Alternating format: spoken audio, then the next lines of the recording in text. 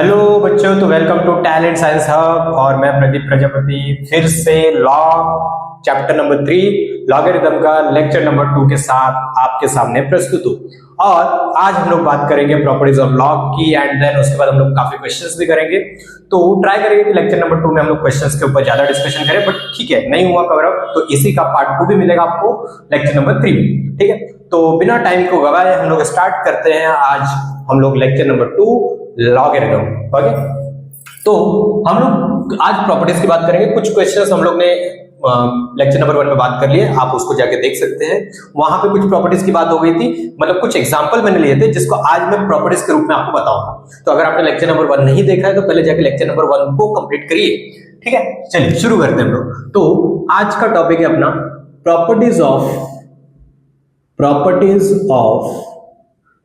Logarithm.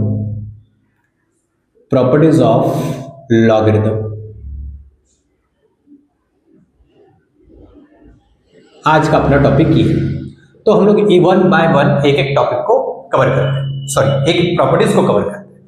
तो पहली property ये है, property number 1, log of a to the base b equal to c। Okay, तो आपने ये बात पहले भी देखी थी, मैंने बोला था आपको कि इसको हटा दीजिए। तो मैंने क्या बोला था, इसको आप कैसे लिख सकते हैं बेटा, इसको आप ऐसे लिख सकते थे, याद है आपको? इसको आप ऐसे लिख सकते थे कि सर b के पावर में क्या लगा दूं कि आंसर क्या आ जाए, a। याद है? इसका मीनिंग मैंने आपको यही बताया था।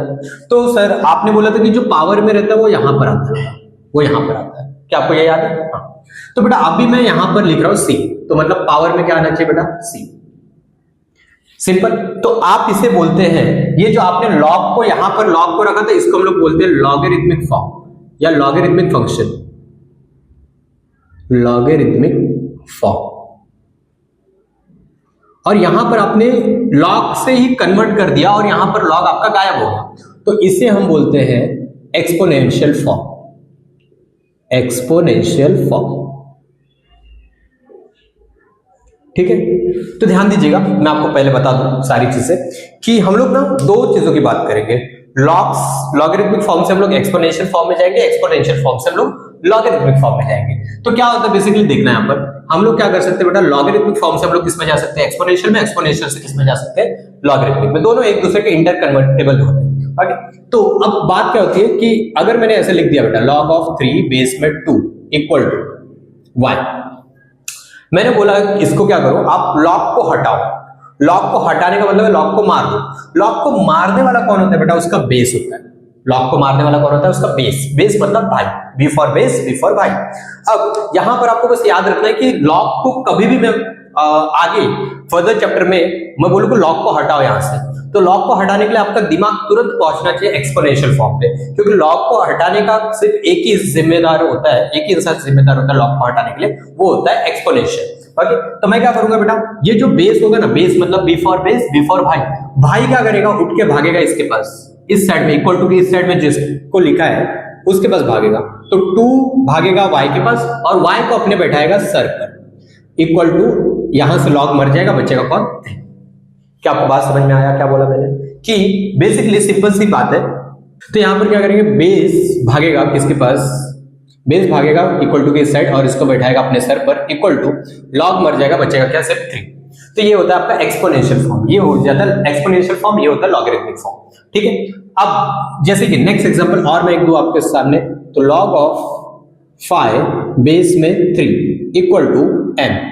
तो बेटा मैं बोला कि मैंने क्या बोला यहाँ पे कि आप log को हटाओ, तो log को हटाने के लिए कौन होगा बेटा, बेस है। बेस भागेगा इसके पास और इसको बैठा लेगा अपने सर पर और इक्वल टू फिर कौन बचे, सिर्फ 5, तो इक्वल टू 5। तो आपको ये समझ में आना चाहिए कि ये पार्ट करना है आपको। क्या आपको बात समझ में आई? हाँ सर, अगर आपने लॉग फॉर्म दिया, लॉगरिथमिक फॉर्म दिया, तो आपको एक्सपोनेंशियल तो कन्वर्ट करने आ गया कि बेस को सीधा भेज दो उस साइड में, उस साइड में जो भी बैठा होगा बेस उसको अपने सर पर बैठाएगा और सर पर बैठाने के बाद जो बचा हुआ पार्ट है वो लिखा जाएगा। ये तो होता है, लेकिन सर प्रॉब्लम कहां पर होती है आप, कि मैंने मान लो कि एक्सपोनेंशियल फॉर्म दिया, यही वाला एग्जांपल लेते हैं, मैंने आपको एक्सपोनेंशियल फॉर्म दिया और मैंने इसको बोला कि सर कन्वर्ट करिए लॉगरिथमिक फॉर्म। तो कुछ मत करिए, अभी भी y को जो सर पे बैठे उसको सर से नीचे उतार दीजिए, इक्वल टू सर से नीचे उतार दीजिए, और इसको उसके पास भेजिए, 3 के पास भेजिए, log ऑफ 3, और ये अभी भी बेस है, इसको बाद में भी क्या रखिए, बेस रखिए। ओके, डायरेक्ट आप इसमें कन्वर्ट कर सकते हैं। सर कैसे कैसे? मैंने क्या बोला, y को स्लर्प से नीचे उतार दीजिए, या फिर अभी एक काम करिए, अभी इस पार्ट को रहने दीजिए, आपको एक्सपोनेंशियल से लॉगरिथमिक फॉर्म करने में मैं जब प्रॉपर्टीज का डिस्कशन कर लूंगा ना, उसके बाद में बताता हूं कि आपको एक्सपोनेंशियल से लॉगरिथमिक कैसे जाना है। कि आपको लॉगरिथमिक से एक्सपोनेंशियल जाने आया, ये पहला पार्ट आपका आ जाना चाहिए। सेकंड वाला पार्ट मैं थोड़े टाइम में आपको बताता हूं, ठीक है। चल, तो यहां पर पहला प्रॉपर्टी यही हो गया कि आपको लॉगरिथमिक से एक्सपोनेंशियल में जाना है। सेकंड प्रॉपर्टी की बात करते हैं हम। सेकंड प्रॉपर्टी होती है कि मान लीजिए log a to the base a। मैंने आपको एक लास्ट टाइम पे लेक्चर नंबर 1 में कुछ एग्जांपल करवाए थे, उसमें मैंने बताया था कि नंबर और बेस अगर सेम होता है, नंबर और बेस अगर सेम होता है तो उसका आंसर कितना लिखते हैं हम लोग, 1 लिखते हैं। उसका आंसर कितना लिखते हैं हम लोग, 1 लिखते हैं। ये बात आपको याद होगी। प्रॉपर्टी नंबर 3 में भी मैंने लास्ट टाइम पे एक एग्जांपल बताया था कि नंबर और बेस अगर रेसिप्रोकल हो जाए तो इसका आंसर हो जाता है -1। नंबर और बेस अगर एक दूसरे के रेसिप्रोकल हो जाए तो इसका आंसर कितना आता है, -1। उसके बाद नेक्स्ट प्रॉपर्टी नंबर 4 हम लोग ने बात किया था। सर अब बात करते हैं कुछ इंपॉर्टेंट प्रॉपर्टीज की, जैसे log ऑफ 1, लेकिन बेस में सर कुछ भी हो जाए। अगर log ऑफ 1 है, बेस में कुछ भी हो जाए तो इसका आंसर आपको कितना मिलेगा, हमेशा 0। उसका आंसर हमेशा आपको क्या मिलेगा, 0। नेक्स्ट प्रॉपर्टी पर आते हैं हम लोग, प्रॉपर्टी नंबर 5 पर, जो ज्यादा यहां से इंपॉर्टेंट बात चालू होती है कि सर log के अंदर मान लो 2 लोग बैठे हैं लेकिन मल्टीप्लाई में। मान लीजिए log के अंदर 2 लोग हैं, a और b, दोनों के दोनों मल्टीप्लाई में। 2 से ज्यादा भी लोग हो सकते हैं, 2 से ज्यादा मल्टीप्लाई में, 3 लोग, 4 लोग, 5 लोग, कितने भी लोग मल्टीप्लाई में बैठ सकते हैं। तो अगर 2 लोग मल्टीप्लाई में या 2 से ज्यादा लोग मल्टीप्लाई में हैं और बेस लगा के बैठे हैं m, मान लो, तो सर ना आपको पता है log ना मल्टीप्लाई को देखते ही अलग हो जाता है, सेपरेट हो जाता है। तो log जाएगा a के पास भी विथ बेस m, और log जाएगा b के पास भी विथ बेस m, लेकिन बीच में आ जाएगा प्लस। बीच में क्या आएगा, प्लस। तो इतना याद रखिएगा, log के अंदर अगर 2 लोग या 2 से ज्यादा लोग मल्टीप्लाई में बैठे तो log सेपरेट हो जाता है, लेकिन जब सेपरेट होगा तो इनटू रहेगा तो प्लस बनाएगा। ओके, ये बात याद रखिएगा। फिर प्रॉपर्टी नंबर 6 की बात करेंगे। प्रॉपर्टी नंबर 6 में क्या है, log of a upon b to the base m। Okay, तो इसमें क्या होगा बेटा, log of a m minus log of b base में m। सर यहां पर भी log, देखो log है ना, मल्टीप्लाई और डिवाइड को देखते ही सेपरेट होता है। मल्टीप्लाई में तो भी सेपरेट हो जाएगा, a और b को अलग अलग जाएगा log, सर बीच में हो जाएगा मल्टीप्लाई और सॉरी प्लस। और अगर डिवाइड लगा रहेगा बेटा, डिवाइड a और b को डिवाइड लगा रहेगा तो भी अलग अलग हो जाएगा, लेकिन बीच में आएगा क्या, माइनस। ये दूसरी प्रॉपर्टी। प्रॉपर्टी नंबर 7 की बात करते हैं हम लोग। प्रॉपर्टी नंबर 7 क्या बोलता है कि log of a to the base b, a की पावर में बैठा है कौन, x। a की पावर में कौन बैठा है, x। log of a to the power x with base b। तो सर इसमें क्या होगा, ये बेटा नंबर है, नंबर की पावर जो रहेगी ना वो हमेशा आती है आगे, तो आगे आएगा x log of a to the base b। Okay, x log of a to the base, तो log of a to the power x with base b। तो जब भी नंबर की पावर कोई रहेगी तो नंबर की पावर हमेशा आगे आएगी और x log of a to the base b बन जाएगी। सर इसी को, सर अगर ऐसा हुआ कि नंबर की भी पावर आ जाए और बेस की भी पावर आ जाए, नंबर की भी पावर आ जाए और बेस की भी पावर आ जाए, मान लीजिए नंबर की पावर क्या है, x और बेस की पावर कौन है, y, तो सर दोनों की पावर आगे ही आती है। x भी किधर आएगा, आगे, y भी किधर आएगा, आगे, लेकिन सर जो नंबर की पावर होती है वो न्यूमरेटर में आती है और बेस की पावर कहां आती है, डिनोमिनेटर में आती है। तो सर ये बात आपको याद रखनी थी कि हमेशा नंबर की पावर न्यूमरेटर में, बेस की पावर डिनोमिनेटर में। आपको बस इतना ही याद रखना है कि सर नंबर की पावर भी आगे आएगी, बेस की पावर भी आगे आएगी, लेकिन नंबर की पावर हमेशा न्यूमरेटर में और बेस की पावर हमेशा डिनोमिनेटर में। ये एक प्रॉपर्टी हो गई। प्रॉपर्टी नंबर 9 में आपको सर एक बहुत इंपॉर्टेंट प्रॉपर्टी होती है कि log of a to the base b। मान लीजिए आपको मैंने बेस दिया b, आपको मैंने बेस कह दिया बी, लेकिन आपको बेस बी नहीं चाहिए, आपको कुछ और बेस चाहिए, क्योंकि आपको जरूरत पड़ सकती है कि सर मैंने बेस तो लिख के दिया क्वेश्चन में 3, लेकिन आपको जरूरत पड़ सकती है बेस 5 की। तो अब मुझे अपना मनचाहा बेस चाहिए, मनचाहा बेस चाहिए। यहां पर मुझे बी दे दिया है आपने, मुझे बेस बी नहीं चाहिए, मुझे मान लीजिए बेस सी चाहिए। मेरा मनचाहा बेस बी नहीं है, मुझे मनचाहा बेस क्या चाहिए, सी चाहिए। तो फिर क्या लगाओ सर, अब ये वाली प्रॉपर्टी लगाएंगे। इस प्रॉपर्टी को हम लोग बोलते हैं base change property, base change property. अगर आपको मनचाहा बेस नहीं दिया हुआ है, तो अगर आपको अपना मनचाहा बेस चाहिए तो आप बेस चेंज प्रॉपर्टी लगाइए। क्या करिएगा, पहले तो लॉग ए को भी दे दीजिए आप, अपॉन में लॉग बी को भी दे दीजिए आप, ठीक है। अब आपको जो बेस है, देखो लॉग ऑफ ए लिख दिया मैंने, बेस कुछ नहीं लिखा, लॉग ऑफ बी लिख दिया, बेस कुछ नहीं लिखा। बेस में क्या लिखूं सर, बेस में आपको जो नंबर चाहिए था, बेस में जो आपको लगाना है वो लगाइए। तो मान लीजिए मुझे बेस चाहिए था सी, तो मैं क्या लगाऊंगा बेटा, दोनों के यहाँ पर बेस में क्या लगाऊंगा, सी। इसे हम बोलते हैं बेटा base change property, base change property इसे बोलते हैं। क्या क्लियर है इतनी बातें? तो यहां पर हम लोग ने प्रॉपर्टी नंबर 9 में हम लोग ने क्या बात किया बेटा, बेस चेंज प्रॉपर्टी की बात किया, log of A to the base B. लेकिन बेस में मुझे बी दिया गया, मुझे बेस मुझे बेस बी नहीं चाहिए, मुझे बेस चाहिए सी। तो जब भी मुझे मेरे अकॉर्डिंग बेस नहीं दिया जाएगा तब मैं बेस चेंज प्रॉपर्टी यूज करूंगा। और बेस चेंज प्रॉपर्टी में कुछ नहीं करना, लॉग ऑफ ए दे दीजिए, अपॉन में लॉग ऑफ बी दे दीजिए, और बेस में जो आपको लगाना है वो लगा दीजिए, जैसे सी और सी लगा दीजिए, कोई दिक्कत नहीं होगी, ठीक है। ये प्रॉपर्टी नंबर 9 हो गई। अब प्रॉपर्टी नंबर 10 की बात करते हैं। प्रॉपर्टी नंबर 10, प्रॉपर्टी नंबर 10 में क्या है आपका, log of A to the base B. मान लीजिए ये ऐसी चीज है जिसमें आपको नंबर दिया गया ए और बेस दिया गया बी, लेकिन आपको उल्टा करना है कि नंबर बी को बनाना है और बेस आपको ए को बनाना है। मतलब इन दोनों की जगह ना क्या कर देनी, इंटरचेंज कर देनी है। ए की जगह और बी की जगह क्या कर देनी है, स्वैप कर देनी है, चेंज कर देनी है। तो आप क्या करेंगे, अब जो बता रहा हूं वो करेंगे। सर इसमें एक काम करिए, पहले तो ना बेस चेंज प्रॉपर्टी लगाइए। तो आप क्या करिए, लॉग ऑफ ए अपॉन में लॉग ऑफ बी कर दीजिए। सर अगर मैं ध्यान से देखूं, आपने बोला था बी को नंबर बनाने का ना, तो यहां पर बी तो नंबर बन गया, लेकिन बस बेस में कौन चाहिए, मुझे ए चाहिए। डिनोमिनेटर को अगर देखूं तो आपने क्या बोला था, नंबर बी को नंबर बनाइए, ए को बेस बनाइए, आपने यही चाहते हो आप। तो मैंने क्या कर दिया, सर बी तो नंबर बन गया है, लेकिन सर ए को बेस बनाना है। तो सर एक काम करिए, आपने तो क्या लगाया, बेस चेंज प्रॉपर्टी लगाया ना, तो बेस में तो आप कुछ भी लगा सकते हैं अपने मन के अकॉर्डिंग। हाँ, तो मैं क्या करता हूँ, दोनों को बेस क्या लगा देता हूँ बेटा, ए लगा देता हूँ। दोनों को बेस क्या लगा देता हूँ, ए लगा देता हूँ, लगा सकता हूँ, कोई दिक्कत नहीं। हाँ, तो मैंने ये बेस चेंज प्रॉपर्टी का यूज किया। और अगर मैं देखूं बेटा कि ऊपर वाला पार्ट जो है, नंबर और बेस जैसे सेम हो, मैं इसको क्या लिख सकता हूँ, 1 upon log of B to the base A. तो log of A to the base B को हम लोग क्या लिख सकते हैं बाबू, 1 upon log of B to the base A. मतलब सिंपल सा, अगर आपको नंबर को बेस और बेस को नंबर बनाना है तो क्या करेंगे, 1 अपॉन करेंगे, तो आपका क्या हो जाएगा, नंबर बेस बेस नंबर बन जाएगा। क्या आपको ये बात समझ में आ गई है? अब लास्ट एक प्रॉपर्टी बचती है अपने पास, लास्ट प्रॉपर्टी बचती है अपने पास, वो मैं कहां लिख दूं, हाँ इसी के नीचे लिख देता हूं, मैं कंटिन्यू कर देता हूं। तो प्रॉपर्टी नंबर 11 ऐसा है कि जब भी पावर में लॉग दिखाई दे तो जब भी आपको पावर में लॉग दिखाई देगा ना, तो ये प्रॉपर्टी नंबर 11 पर ही आ जाना। क्या बोलता है प्रॉपर्टी नंबर 11, देखिएगा, a की पावर में log b to the base c, मान लीजिए ऐसा कुछ, ठीक है।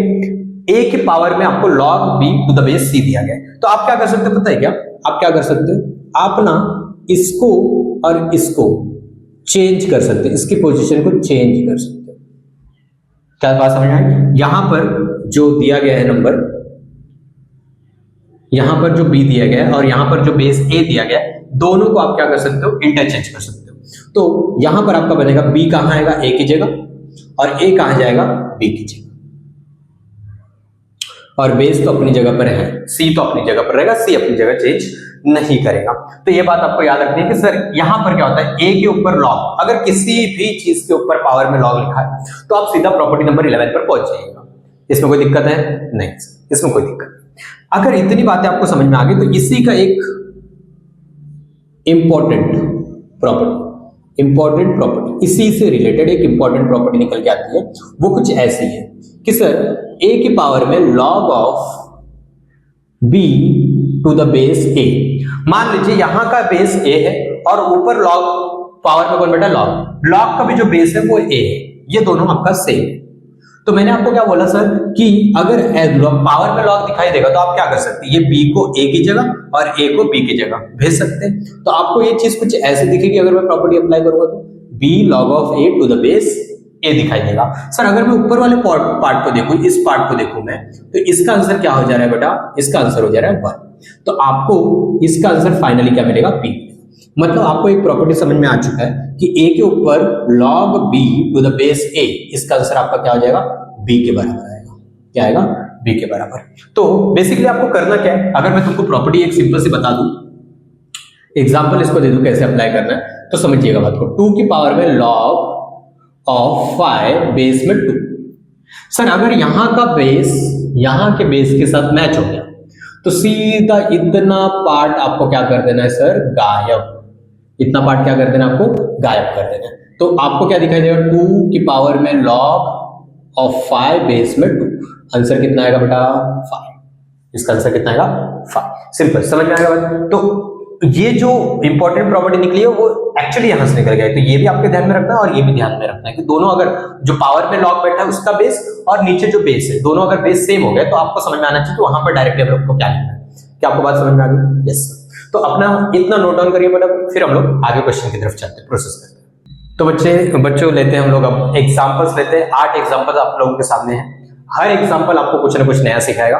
तो चलिए शुरू करते हैं एग्जांपल नंबर 1 से। एग्जांपल नंबर 1 में क्या दिया है, log ऑफ x बेस में 3 इक्वल टू 2 दिया है। तो बेटा यहाँ पर आपको ये एग्जांपल बस ये सिखाने के लिए आपको लिया गया है कि आपको अगर log को हटाना हो, क्योंकि देखो आपको x की वैल्यू निकालनी है, देन फाइंड x की वैल्यू निकालनी है और x जो बैठा है वो log के साथ बैठा हुआ है। तो आपको पहले log को हटाना पड़ेगा x की वैल्यू निकालने के लिए। तो log को हटाने का तरीका क्या होता है वो सिखाने के लिए आपको एग्जांपल दिया गया है। तो आपको बेसिकली अगर log हटाना है तो मैंने बोला log को मारने वाला कौन होता है, उसका बेस मतलब भाई। तो भाई कहां भागेगा, भाई भागेगा इस तरफ और इसको जाके अपने कहां पे बैठाएगा, सर पर। 3 बैठा है, 2 को अपने सर पर बैठाएगा और यहां पर अकेला कौन बचेगा, x। तो यहां से आपको समझ में आ गया कि x की वैल्यू कितनी होगी, 9।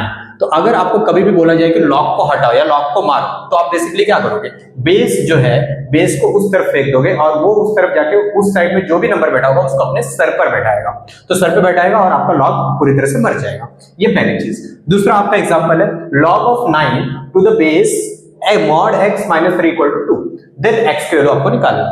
अब देखो आपको बेसिकली इसकी वैल्यू x की वैल्यू चाहिए, तो x में यहां पर क्या रखूं कि सॉल्व करने के बाद आपको आंसर कितना मिले, उस log का 2 मिले। तो चलिए शुरू करते हैं। तो log ऑफ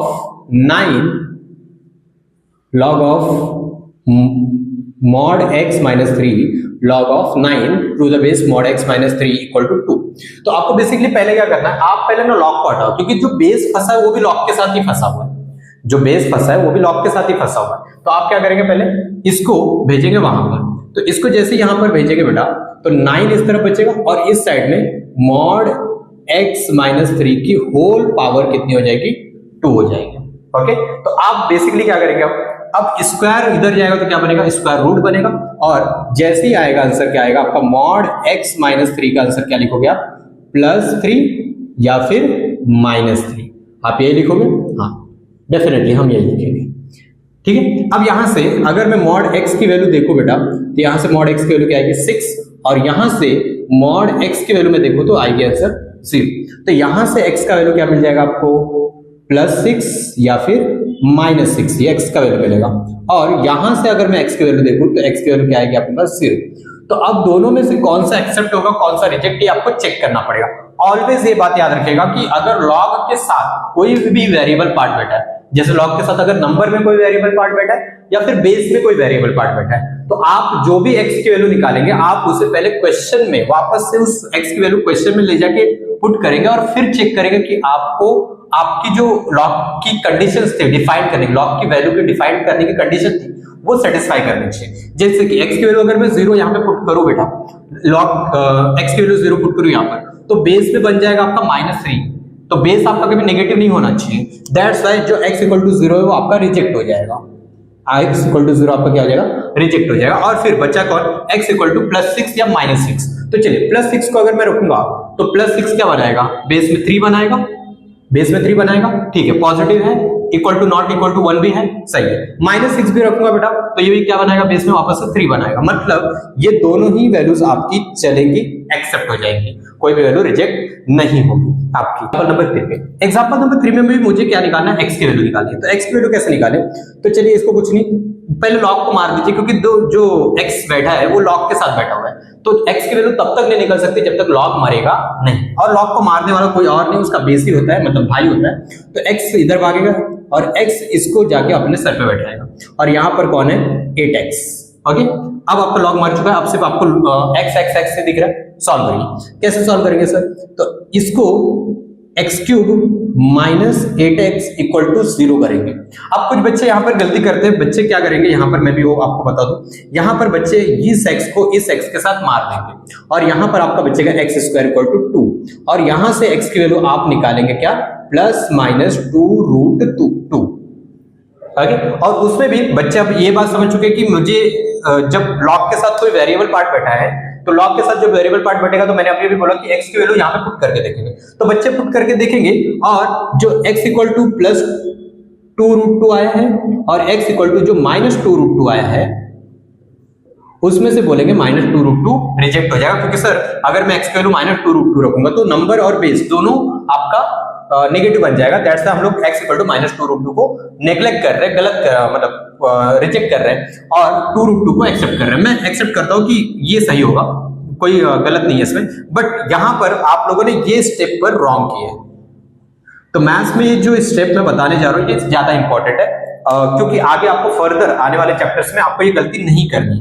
तो आपको क्या गलती नहीं करनी है मैं बताता हूं आपको। यहां पर आपने क्या किया, आपने ये काम किया कि x³ = 8x था जब, तो आपने इस x को और इस x को कट कर दिया। अच्छा जरा बताइएगा मुझे, यहां पर मुझे बताइएगा, जब x³ = 8x है, मैथ्स में अगर मैं किसी भी वेरिएबल को कट करता हूं बेटा, जैसे कि अगर आपको x/x दिखता है तो x और x आप कट करके 1 लिखते हो, मैं मना नहीं कर रहा, लेकिन कब कर सकते हो, क्या आपको x की वैल्यू पता है, नहीं, बिल्कुल नहीं पता आपको x की वैल्यू क्या है। तो अगर x की वैल्यू 1 हुई बेटा, 1, तो 1/1 1 आ सकता है सर, x की वैल्यू 2 हुई तो 2/2 1 आ सकता है सर, 3 हुई तो x की वैल्यू 3/3 1 आ सकता है, 4 हुई तो 4/4 1 आ सकता है। लेकिन सोच के देखो, अगर x की वैल्यू 0 हुई तो 0/0 क्या 1 होता है कभी, तो 0/0 1 नहीं होता, नॉट डिफाइंड होता है। तो बेटा अगर आप मैथ्स में कभी भी दो वेरिएबल को x/x को कट कर रहे हो, दैट मींस कि आपको बहुत अच्छे से पता है कि x की वैल्यू 0 नहीं है, क्योंकि आपको जब डैम श्योरिटी के साथ आपको पता है कि x की वैल्यू 0 नहीं है, तभी तो आप उन दोनों को क्या कर रहे हो, कट कर रहे हो। तो क्या आप, जब मैंने बोला इस x को और इस x को कट कर रहे हो, इसका मतलब आपको पता है ऑलरेडी कि x की वैल्यू 0 नहीं है। हाँ सर, हम लोग को सर पता ही है कि यहाँ पर x की वैल्यू 0 नहीं रख सकते, क्योंकि सर बेस की वैल्यू आप बोले तो 0 नहीं रख सकते, नंबर भी आपका 0 नहीं हो सकता, तो मतलब सर हम लोग तो x की वैल्यू 0 नहीं ले रहे हैं। हाँ, आप अब भी सही हो, इस पॉइंट पर आप सही हो कि आपको ऑलरेडी पता है कि x की वैल्यू 0 नहीं है, लेकिन क्या आपको ये जो रीजन मैंने कट करने का दिया वो आपको पता था? आपको बिल्कुल नहीं पता था कि सर मैथ्स में हम लोग दो वेरिएबल को कट आउट तभी कर सकते हैं जब उसकी वैल्यू मुझे डैम श्योरिटी के साथ पता है कि वो 0 नहीं है, तब मैं कट कर सकता हूं। लेकिन ये पॉइंट आपको अभी तक नहीं पता था, अब मैंने बताया तो आपको पता है। हाँ, यहां पर आपका तुक्का लग गया, राइट लग गया, बिकॉज यहां पर हम लोग x की वैल्यू 0 नहीं ले रहे, इसलिए हम लोग ने उसको कट कर दिया। लेकिन सर अगर x की वैल्यू 0 पॉसिबल होती तो, क्योंकि आगे फर्दर चैप्टर में ऐसा होगा कि आप यहां पर जब कट करेंगे तो आपका x = 0 भी एक आंसर होगा, लेकिन आप जब इसको कट कर देंगे ना बेटा, तो वो x = 0 जो आपको आंसर में मिलना चाहिए वो आपको मिलेगा ही नहीं। क्यों? क्योंकि आपने उसको यहां पर कट कर दिया, और कट करने का मतलब क्या हो जाता है, आप तभी कट कर रहे हो जब आप उसको x = 0 नहीं ले रहे, x की वैल्यू 0 नहीं ले रहे हो, तभी तो आप कट कर रहे हो। इसलिए आपका जब सॉल्यूशन निकलेगा तो x = 0 उसमें आंसर दिखेगा ही नहीं, जबकि उसका आंसर x = 0 होगा। जब आप फाइनल आंसर चेक करोगे तो उसमें x = 0 आपको दिखाई देगा, लेकिन आपको वो आंसर x = 0 क्यों नहीं मिला? क्योंकि आपने इसी स्टेप पर आके x और x को कट कर दिया था, और x और x को कट करने का मतलब होता है कि आपने x की वैल्यू 0 नहीं ली है, क्योंकि 0 लोगे तो कट होगा ही नहीं, मतलब आपने x की वैल्यू 0 नहीं ली थी, x की वैल्यू 0 नहीं ली, इसलिए आपको अपने फाइनल आंसर में x की वैल्यू 0 नहीं मिली। ये बात होती है। तो आपको ये बात याद रख, बस इतनी सी बात आपको याद रखनी कि कभी भी किसी इक्वेशन में आपको वेरिएबल को कट करना है बाबू, तो इतना बस याद रखें कि उसकी वैल्यू आपको डैम श्योरिटी के साथ पता होनी चाहिए कि उसकी वैल्यू 0 नहीं है। अगर 0 नहीं है तभी आप उस वेरिएबल को कट कर सकते हो। अगर आपको नहीं पता सर उसकी वैल्यू x की वैल्यू 0 है या नहीं, लेना चाहिए कि नहीं मुझे नहीं पता, तब आप उसको कैंसिल आउट मत करिए। उसको सॉल्व करने का तरीका मैं अब बताता हूं कि आप पहले इसको इक्वल टू क्या बनाइए, 0 बनाइए, इसे इक्वल टू बनाइए 0। सर इसमें से क्या करिए, x को कॉमन ले सकता हूं, हाँ डेफिनेटली ले सकते हो। तो x square minus 8 equal to 0। अगर मैं इसको देखो, दो लोगों का मल्टीप्लीकेशन इक्वल टू 0 मतलब एक x इक्वल टू क्या मिलेगा आपको 0, और दूसरा आपको x इक्वल टू मिलेगा, एक्स स्क्वायर इक्वल टू मिलेगा 8। तो यहां से अगर मैं स्क्वायर रूट लूं, x इक्वल टू क्या आएगा, प्लस माइनस 2√2। तो सर यहां से मुझे दो x की वैल्यू मिल रही, x इक्वल टू एक प्लस 2√2 मिल रहा है और एक x इक्वल टू मिल रहा है मुझे माइनस 2√2। ठीक है, अब बात आती है सर तीन वैल्यूज मेरे पास x की आई है, तीन वैल्यूज मेरे पास x की आई है, तो किसको एक्सेप्ट करना है और किसको रिजेक्ट करना है। तो मैंने बोला था जब भी लॉग के साथ वेरिएबल दिखाई दे तो आप बेसिकली क्या करोगे, सिंपल सी चीज है कि आप उस x की वैल्यूज को उठाकर क्वेश्चन में रखोगे। क्वेश्चन में रखो, देखो जो कंडीशन को सेटिस्फाई नहीं कर रहा है उस x को हटा दो। जैसे कि x इक्वल टू 0 मैं रख ही नहीं सकता सर, क्योंकि जैसे ही x इक्वल टू 0 रखूंगा नंबर भी 0 बन जाएगा और बेस भी 0 बन जाएगा, तो ये आपका रिजेक्ट हो जाएगा। सर x इक्वल टू 2√2, हाँ 2√2 चलेगा क्योंकि ये भी पॉजिटिव देगा ये भी पॉजिटिव देगा और साथ ही साथ बेस आपको 1 नहीं देगा, तो मतलब ये आपका एक्सेप्ट हो जाएगा। सर माइनस 2√2 क्या करेगा, नंबर को भी नेगेटिव बना देगा और बेस को भी नेगेटिव बनाएगा, मतलब ये भी आपका क्या हो जाएगा, रिजेक्ट हो जाएगा। सिंपली ये बोलने का मतलब है। तो ये क्वेश्चन आपको क्या सिखाता है सर, ये क्वेश्चन आपको बस इतना सिखाता है कि किसी स्टेप पर पहुंचकर x और x को कट मत करिए अगर कट होता भी है, क्योंकि कट करने का मतलब होता है कि आपको उसकी वैल्यू पता है, फिक्स वैल्यू पता है कि सर उसकी वैल्यू ना 0 नहीं है, क्योंकि 0 नहीं है तभी आप उसको कट कर पा रहे हो। अगर आपको 0 पता है कि सर उसकी वैल्यू 0 हो सकती है तो आप कट नहीं कर सकते, क्योंकि मैथ्स में 0 और 0 को कट नहीं किया जा सकता। तो अगर आप कट कर रहे हो इसका मतलब ये मान लिया सामने वाले ने कि आप इसकी वैल्यू 0 ले ही नहीं रहे, तो इसका जो एक आंसर 0 आ सकता था बेटा वो आंसर 0 आएगा ही नहीं, क्योंकि मैंने आपको देखो कैंसिल करके भी दिखाया था, उसमें आपको ये 0 नहीं मिल रहा था, आपको सिर्फ क्या मिल रहा था, प्लस 2√2 और माइनस 2√2 ये दोनों मिल रहे थे, 0 नहीं मिल रहा था। क्यों नहीं 0 मिल रहा था, क्योंकि आपने जब कट किया तो भी सामने वाले को समझ में आ गया कि आप x की वैल्यू 0 नहीं ले रहे हो, तो आपके सॉल्यूशन में जो x की वैल्यू 0 आ सकती थी वो नहीं आएगी फिर। ओके, अभी तो ठीक है, यहां पर x की वैल्यू आप 0 नहीं रखोगे क्योंकि बेस 0 नहीं हो सकता, नंबर 0 नहीं हो सकता, इसलिए x की वैल्यू 0 नहीं लोगे। इसलिए आपने जब आंसर में यहां पे कट भी कर दिया तो आपका आंसर राइट आ गया था, बाय डिफॉल्ट राइट आ गया था।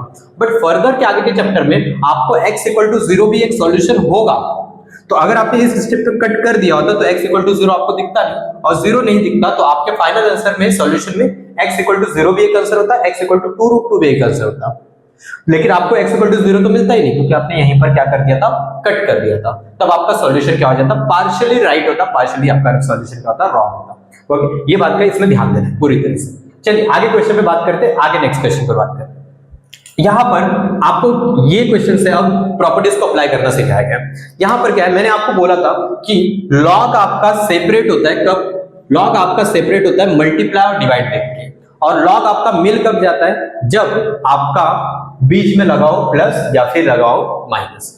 ये याद रखिएगा, लॉग आपका सेपरेट होता है मल्टीप्लाई एंड डिवाइड देख के, और लॉग आपका क्लब हो जाता है, मतलब मिल जाते हैं, 2-3 लॉग मिल जाते हैं कब, जब 2 लॉग या 3 लॉग के पीछे प्लस या माइनस दिखता है।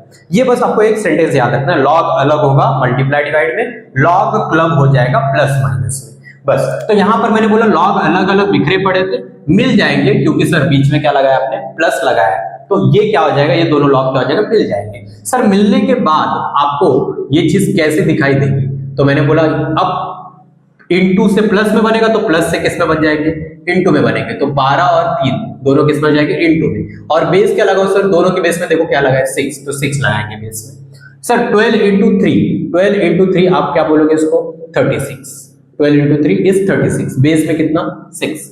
सर अब देखो यहां पर क्या करना है आपको इसका आंसर निकालने के लिए, सर आपको ना बस इतना ध्यान देना है कि आप क्या बेस को नंबर में कन्वर्ट कर सकते हो या फिर नंबर को बेस में कन्वर्ट कर सकते हो, बस इतना सा ध्यान देते रहिएगा कि नंबर को और बेस को जितना आप छोटा रख सकते हो, नंबर को, ओके, वैल्यूज को, ये दोनों नंबर और बेस को दोनों को जितना छोटा रख सकते हो, दोनों की क्वांटिटी जितनी छोटी रख सकते हो उतना आपके लिए फायदेमंद है। जस्ट आपको एक दूसरे को कन्वर्ट करने में आ रहा है, जैसे कि 36 को मैं 6 के टर्म में कन्वर्ट कर सकता हूं, तो क्या लिख सकता हूं मैं इसको सर, 36 को आपको भी पता है बहुत अच्छा, 6 को क्या लिख सकते हैं, 6 का स्क्वायर, और बेस में क्या 6। आपको पता है कि नंबर के पावर में कोई अगर बैठा है तो वो पावर किधर आ जाती है, आगे, तो 2 log of 6 बेस में 6, तो आप इसका आंसर क्या बोलोगे, 2 इंटू, सर नंबर और बेस अगर सेम होते तो आंसर क्या हो जाता है 1, तो आपका आंसर क्या मिलेगा 2। तो आपको इसका आंसर मिल चुका है, आंसर आएगा इज 2। ओके, आपको ये बात याद रखनी है। दूसरा, तो मैंने आपको एक ही सेंटेंस याद रखने बोला कि लॉग अलग कब होगा, जब मल्टीप्लाई और डिवाइड दिखेगा। लॉग क्लब कब हो जाएंगे, जब आपको प्लस या माइनस दिखेगा। तो सर इधर प्लस दिखा था, इसलिए लॉग क्या हो गया, क्लब हो गया, क्लब होने के बाद क्या हो गया, मल्टीप्लाई हो गया। सर इधर भी क्या हो, ऐसा हो सकता है, हाँ सर, दो लॉग के बीच में क्या लगा, माइनस। तो अब क्या हो जाएगा बेटा, दोनों मिल जाएंगे, दोनों मिल जाएंगे, 15 और 45 मिल जाएंगे, लेकिन क्या हो जाएंगे, दोनों डिवाइड हो जाएंगे। तो 15/45 बेस में कितना, 3। ये और ये दोनों कैंसिल हो जाएंगे, बचेगा क्या, log of 1/3 to the base 3। तो अगर मैंने आपको एक और प्रॉपर्टी बताई थी कि नंबर और बेस अगर एक दूसरे के रेसिप्रोकल दिखते हैं, रेसिप्रोकल दिखते ही आंसर कितना लिखना होता है, -1 लिखना होता है। दोनों एक दूसरे के रेसिप्रोकल दिखते क्या लिखना है, -1। तो यहाँ पे दो प्रॉपर्टीज कौन से काम आई आपको पता चला। ठीक है, तीसरी बात आती है अब यहाँ पर।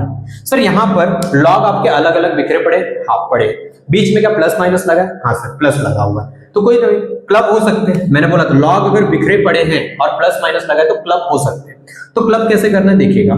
तो सर बेस क्लब करते टाइम ध्यान दीजिएगा कि बेस सेम होने चाहिए। तो सर ये तीनों के तीनों क्लब हो सकते हैं क्या, हाँ, क्योंकि तीनों की बेस क्या है, सेम। तो तीनों को एक साथ क्लब कर दो। तो क्या करेंगे, क्लब में क्या हो जाएगा, 15/7, 147/5 और 7/9, ये सब क्या हो जाएगा, क्लब होते हैं, मल्टीप्लाई में कन्वर्ट हो जाएगा। और बेस कितनी लेके आएंगे, 7। अब जो कैंसिल आउट हो सकते हो कैंसिल आउट करो, जैसे कि 7 और 7 कैंसिल हो जाएगा आपका, 5 से ये कैंसिल हो जाएगा सर, 3 से 9 कैंसिल हो जाएगा, 3 से ये कैंसिल हो जाएगा, 3 4 12 एंड 3 9 27। ओके, तो आपका सिर्फ कौन बचा, log ऑफ 49 बेस में 7। तो अब मैंने क्या बोला आपको, नंबर और बेस को जितना छोटा हो सकता है छोटा रखो। तो मैंने बोला कि हाँ बेस तो ऑलरेडी छोटा है 7, सर 49 को ना 7 के टर्म में हम लोग बना सकते हैं। तो क्या लिख सकते हैं हम लोग इसको, log ऑफ 7 का स्क्वायर बेस में 7। तो 2 कहां जाएगा आगे, तो 2 log ऑफ 7 बेस में 7। तो इसका आंसर हो जाएगा 2 × 1 = 2। तो इसका भी आंसर आएगा 2। अब बात करते हैं नेक्स्ट लास्ट के दो क्वेश्चन की। अब इसमें क्या करना है आपको, यहां पर देखो नंबर या बेस किसी के भी ऊपर रूट लगाओ तो पहला काम होगा आपको रूट को हटाना, आपको रूट हटाना है। लेकिन उससे पहले मैं देख पा रहा हूं कि सर दो लॉग बिखरे पड़े और बीच में लगा है माइनस। तो पहले तो उसको क्लब कर दो लॉग को। तो क्लब करते ही मुझे दिखाई देगा √12 अपॉन में √48। हाँ, लेकिन सर क्लब करते वक्त आपने एक बात बोला था, ध्यान रखना कि बेस सेम है या नहीं चेक करो। तो मैंने बोला बेस तो सर सेम, मतलब क्लब तो हो सकते हैं, तो क्लब कर दिया दोनों को विद बेस रूट हो गया। सर दोनों के ऊपर सेम रूट है ना, स्क्वायर रूट ही लगा हुआ है, तो इसके ऊपर और इसके ऊपर दो अलग अलग रूट क्यों लगाओ, मैं इसके ऊपर एक ही रूट लगा देता हूं ऐसा, और इसको कैंसिल कर सकता हूं मैं। तो ये कैसा दिखाई देगा, log ऑफ रूट में 1/4 बेस में रूट हो गया। अब मैं देख पा रहा हूं कि यहां से रूट हटेगा, सॉरी रूट के अंदर जो नंबर बैठे वो बाहर आ सकते हैं, कैसे, तो log ऑफ ये क्या हो जाएगा बेटा 1/2 हो जाएगा, हाँ, और ये √2 हो जाएगा। अब बेटा अगर आपको इतना मॉडिफाई करने के बाद जहां पर रूट दिखाई दे, चाहे नंबर पर आपको रूट दिखाई दे या बेस पे रूट दिखाई दे, आप उस रूट को पावर में कन्वर्ट करिए। जैसे कि मुझे यहाँ पर बेस में रूट दिख रहा है √2, तो आप इसको किस में कन्वर्ट करिए, पावर में कन्वर्ट करिए। कैसे कन्वर्ट करेंगे, तो क्या मैं इसको ऐसे लिख सकता हूँ 2 की पावर में 1/2, √2 है उसको मैं 2 की पावर 1/2 लिख सकता हूँ। और मैंने कल आपको एक पावर प्रॉपर्टी समझाई थी कि नंबर की पावर न्यूमरेटर में, बेस की पावर डिनोमिनेटर में। तो नंबर की तो पावर कोई नहीं चल रही है, लेकिन सर बेस की पावर मुझे 1/2 दिख रही है, तो 1/2 किधर आएगी, हमेशा डिनोमिनेटर में आएगी। तो इसके ऊपर कौन रहेगा 1। तो नंबर की पावर आगे तो सर बेस की पावर आगे तो आएगी, लेकिन कहां जाएगी, डिनोमिनेटर में जाएगी। तो पीछे कौन बचा, log ऑफ 1/2 बेस में 2, ये रहेगी। अगर मैं इसको ध्यान से देखूं तो यहां पर नंबर और बेस एक दूसरे के रेसिप्रोकल चल रहे हैं, मतलब इसका आंसर हो जाएगा -1, इसका आंसर हो जाएगा -1, इसका आंसर हो जाएगा -1। तो आपको ये आंसर आपको दिखेगा 2, और 2 × -1 कितना हो गया, -2, ये हो गया। तो ये हो गया आपके पास। अब आते हैं लास्ट क्वेश्चन पे। लास्ट क्वेश्चन में मैंने बोला कि आप बड़े नंबर देखिए तो उसको जितना छोटा कर सकते हैं छोटा करने की कोशिश करिए। तो मैं 128 को भी बहुत छोटा कर सकता हूँ, 64 को भी बहुत छोटा कर सकता हूँ। जैसे कि 64 को अगर मैं तोड़ू तो 64 को किस नंबर पे तोड़ सकते, देखो 2 से इसको तोड़ा मैंने, फिर इसको भी तोड़ा, फिर इसको भी तोड़ा, फिर इसको भी, फिर इसको भी, और फिर इसको भी। तो ये हो जाएगा 64 को हम लोग लिख सकते हैं 64 को 2 की पावर 6 लिख सकते हैं हम लोग, 2 की पावर 6। क्या 128 को भी 2 के टर्म में लिख सकते हैं हम लोग? तो चेक करते हैं। तो 2 की पावर 128 को हम लोग क्या लिख सकते हैं 2 की पावर में? तो देखते ब्रेक करके देखते हैं। 2 6 4 2 32 2 16 2 8 2 4 2 2 2 1, मतलब 2 की पावर 7 लिख सकते हैं हम लोग इसको। हाँ, तो हम लोग बड़े नंबर को जितना छोटा कर सकते हैं उतना छोटा करो। पहली चीज तो ये कि सर अगर बेस में आपको या नंबर में आपको रूट दिखाई दे तो रूट को हटाइए, पावर के टर्म में कन्वर्ट करिए। दूसरी चीज, अगर बड़ा नंबर दिख रहा है तो उसको क्या करिए, छोटा नंबर में कन्वर्ट करने की कोशिश करिए, और छोटे नंबर में ऐसा कन्वर्ट करिए कि नंबर और बेस में कॉमन नंबर दिखाई दे। जैसे कि यहाँ पर जब इसको मैंने छोटा किया तो 2 की पावर में आ रहा है, और बेस को भी अगर मैंने कन्वर्ट किया छोटे नंबर में तो 2 की पावर में आ रहा है, तो अच्छी बात है। तो अब क्या करना है सर, नंबर की पावर आगे आएगी लेकिन न्यूमरेटर में, और बेस की पावर भी आगे आएगी लेकिन डिनोमिनेटर में, और पीछे कौन बचेगा, log ऑफ 2 बेस में 2। तो सर इसका फाइनल आंसर कितना हो जाएगा, 7/6, बिकॉज ये वाला जो पार्ट है वो तो आपका क्या हो जाएगा, 1 हो जाएगा, क्योंकि नंबर और बेस दोनों क्या है, 6। तो आपके पास 8 एग्जांपल मैंने दिए। अब आगे भी हम लोग बात करते हैं, आगे भी कुछ और भी क्वेश्चन लेंगे, तब तक इतना नोट डाउन करिए।